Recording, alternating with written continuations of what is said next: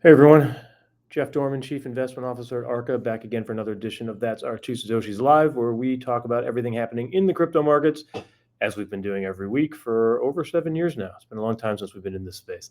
For those who read our blog, first of all, I appreciate you reading it. You can find the written version with more detailed charts, etc., on our blog, ar.ca/blog. For those who prefer the video stuff, every Tuesday at 4 p.m. Eastern, we'll be on here talking about the markets. So as always, this is not investment advice, but we'll be talking about things happening in the crypto markets, which of course are investments. So here's what's really interesting this week, I think, is that we've heard stories from almost everyone this year that this is the hardest bull market that they've ever invested in, way harder than any other crypto bull markets. I find that funny because aside from the fact that labels such as a bull market are pretty arbitrary, a bull market in the equity market is defined as a prolonged gain of 20% or more, which is, a couple of days in crypto. So I think the term bull market is probably misused in general, but regardless, the reason this has been such a hard bull market is because it's barely even a bull market at all. If you could even call it that. I mean, 75% of tokens that we look at, and we don't look at super micro caps. So we're talking tokens that are, at least 50 million in market cap and at least trade, a couple $100,000 a day. About 75% of the tokens in our coverage universe are negative year to date. More than 50% of the tokens in our coverage universe are down 40% year to date. Worse, from the fact that almost nothing is higher this year, that some of the year's best winners so far are complete nonsense coins like Litecoin and Bitcoin Cash and some of the meme coins like SPX 6900. So it doesn't feel good if you're a crypto investor when people are calling it a bull market just because things like Bitcoin and ETH and Sol and BNB and Ripple are all up 20 to 40% when almost nothing else is higher year to date. This is the TradFi equivalent of like if the Dow Jones Industrial Average, which is only 30 large cap stocks, and a meme coin like GameStop were having a good year, while the Russell 2000, which is 2,000 small cap stocks, were all down 40% for the year. That's basically what the market is right now, right? Most things are getting killed. A few things are doing well, and the media only focuses on a few things. So the TradFi world and the people not invested in crypto think that crypto's flying this year, while most of you are miserable. Look, that sucks, clearly, but there's a reason for this, and it's probably a good reason if you think about it. So for guys like us who have been shouting from the rooftops for almost a decade that investors need to be better educated in this space, this is actually precisely what the market needs: dispersion. Nothing good comes from an everything rally where everything's higher. Nothing good comes from an everything sell-off when everything's lower, because you don't learn anything in that regard. But when you look around the room and you say, oh, wow, there's somebody over there who's doing way better than me, you start to ask, well, why? What are they doing differently? What tokens are they looking at? What themes and tokenomics do they care about? That's a good thing, right? It's not often that the answer is good for crypto, but in this case, it is. You actually have to use common sense this year to make money, right?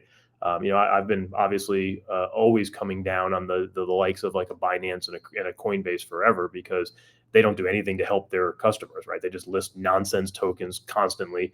They are constantly in bed with VCs and listing things at artificially high prices that are destined to go down.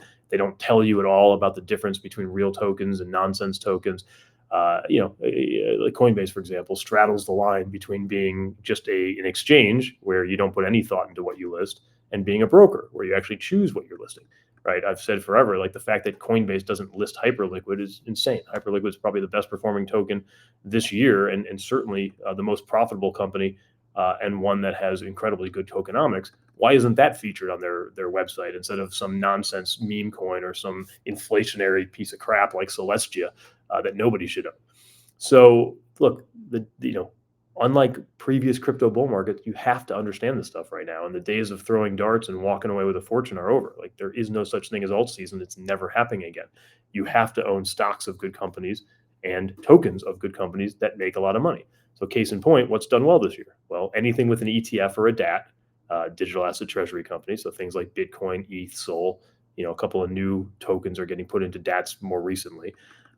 Crypto stocks, right? Profitable companies, things like Circle, in the stablecoin business, Galaxy and Coinbase. Some of the newer IPOs, like even like Bullish and Gemini, have done okay. A lot of the Bitcoin miners, like Iris Energy and Wolf, even Robinhood, which is obviously crypto adjacent, but makes 30% of their revenue from crypto now. The other things have gone higher is anything with their hands inside the U.S. government, things like Chainlink and Ripple. And then, of course, the best performing tokens have been companies that make a ton of money and give money back to their token holders via buybacks. That's Hyperliquid, that's Pump.Fun, that's Maple Syrup, Maple Sky, Aave, etc. 6 months ago, I joked about the fact that crypto needed something catchy like the FANGs, right? If you go back to the FANGs, it was Facebook, Amazon, Netflix, and Google, um, or even the BRICS, right? If you're a fixed income person or an emerging market person, the BRICS was Brazil, Russia, India, China, right? The areas of the market where you really wanted to invest. Maybe crypto needed something catchy. So 6 months ago, I joked about the bachelors, right? The bachelors being BNB, Arrow, Cake, Hype, Athena, Leo, OKB, Ray, Sky. There's a reason why we joked about that, because this was an acronym for good revenue producing amortizing value tokens. It didn't include any of the crap meme coins. It didn't include any of the inflationary L1s or L2s where there's no way you could ever really make any money on these because they just inflate you to death. If we were to update that today, probably would remove a few and add a few. Like I mentioned Pump.Fun. Pump.Fun and Hyperliquid are both annualizing over $1 billion of revenue and using all of their revenue for buybacks. Those are no brainers. If you don't have those in your portfolios, and again, this is not investment advice, but if you don't have those in your portfolios, you really need to question, like, what are you looking at in crypto? If you're not looking at two of the most profitable businesses in crypto history that use 90% or more of their revenues to buy back their tokens. So if we updated that list today, maybe it's called the bar heaps: BNB, Aerodrome, Radium, Hyperliquid, Athena, Aave, Pump, right? You call them bar heaps. Or maybe if you absolutely need to add an L1 in there and you want to put ETH and Sol in there because at least they're not nearly as inflationary as the other ones, then you could call it something else. Ironically, it would be called the bear phase if you included Solana and Ethereum in there. But look, it's a good time to start explaining crypto to people who don't know any better and understand that, like, this is not the 2020 and 21 market. You cannot just grab some random token that you think is going to get listed on Coinbase and it's going to go higher. You got to do the work. You got to find the ones that actually are producing real revenue and use that revenue to pay back token holders. So with that in mind, I really encourage people to actually read the blog this week, because now that I feel like it's really necessary to explain tokens to people and you can't just throw darts anymore, well, how do you explain crypto to people, right? I've been in this industry now for 8 years. I've seen all kinds of horrible explanations. The media continues to put the wrong people on TV. I don't think this industry does itself any service by just having the wrong spokespeople talk about this space. So I did my best to put a 3-minute explanation in our blog of the idiot's guide to explaining blockchain in 2 minutes. How do you actually explain this space to someone new? So I encourage everybody to give it a read. Go on the website, check it out, and actually do me a favor. Take this 3-minute explanation that we put together and try it out on people. Tell me if you think they come away actually understanding this.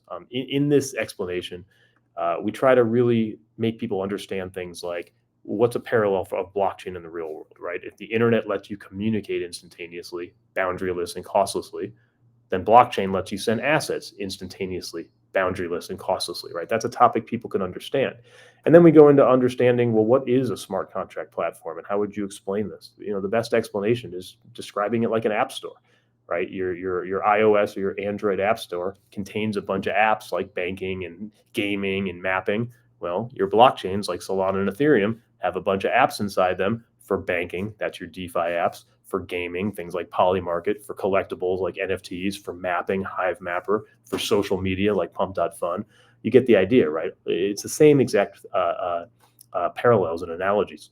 So we did our best to explain it, tried to help people understand what these different tokens are, why some are doing so much better than others. And hopefully, with things like this and yourselves out there explaining it, maybe we can finally get people to understand what crypto is and why these are some of the best investment opportunities in the market today. So that's it for this week. Appreciate everybody tuning in. We'll be back again next week as always. Please check out the blog, read it, send it to people, give us feedback. I'm on Twitter, jdorman81. Send me some feedback. Tell me what people think about our 3-minute explanation and about these revenue producing tokens and the new bar heaps that we're trying to make catch on Twitter. Give us some feedback. Tell us what you think. Let us know. We'll be back again next week. Appreciate it. See you next week. Thanks, everybody.